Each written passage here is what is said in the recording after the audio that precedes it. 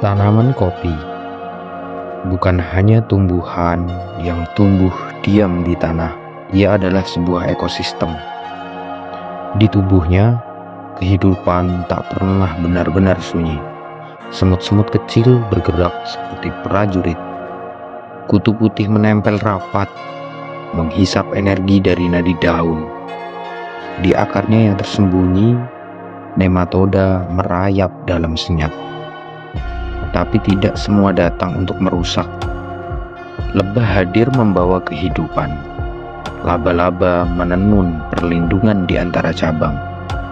Tumbuhan kopi tidak berteriak ketika diserang, tapi ia bereaksi. Ia keluarkan senyawa kimia bukan hanya untuk bertahan, tapi untuk memanggil bala bantuan. Koloni semut yang setia. Dalam sunyi, ia mengatur strategi. Ia mengenal musuh dan memilih sekutu. Ia tidak berjalan, tapi ia mengatur seperti teknologi cerdas tapi hidup. Di dunia mikro tanaman kopi berlangsung pertempuran yang lebih tua dari peradaban. Di sebuah hutan purba di Ethiopia, kopi pernah hidup liar. Tanpa manusia, tanpa mesin. Tapi satu hal membuatnya istimewa, kemampuannya bertahan. Tak seperti tanaman lain, kopi membentuk senyawa pahit sebagai tameng dari serangga dan hanya tumbuh di tempat dengan tekanan yang pas, dengan ketinggian, kabut, dan kesunyian. Lalu manusia menemukannya, awalnya sebagai tanaman suci di tanah Arab. Kebun-kebun kopi rakyat tumbuh kembali, bukan hanya sebagai komoditas, tapi sebagai warisan biologis yang bertahan dari hutan hingga peradaban. Di balik secangkir kopi yang harum, ada tangan-tangan petani yang bekerja sejak fajar, bukan sekedar menanam, tapi membaca alam.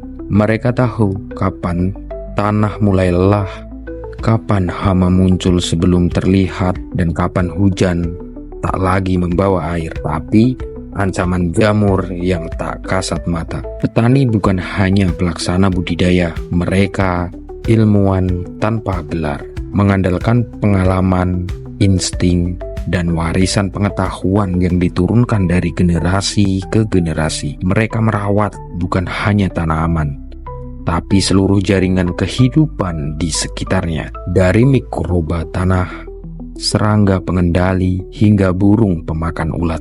Di era perubahan iklim, merekalah yang menjaga keseimbangan, menjadi garda depan antara ketahanan pangan dan kerusakan ekosistem.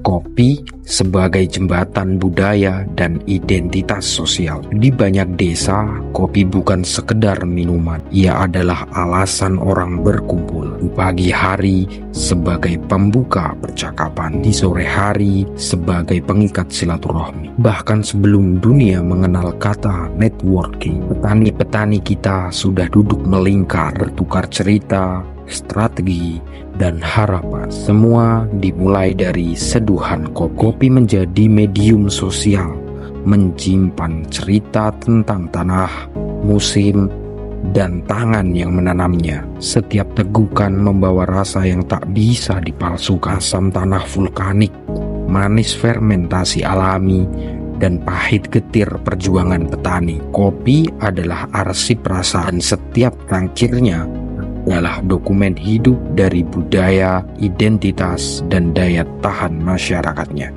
Kebangkitan petani kopi Nusantara, dari penjaga alam menjadi pahlawan pangan masa depan. Dunia sedang berubah, iklim makin tak menentu, hama lama muncul dengan wajah baru.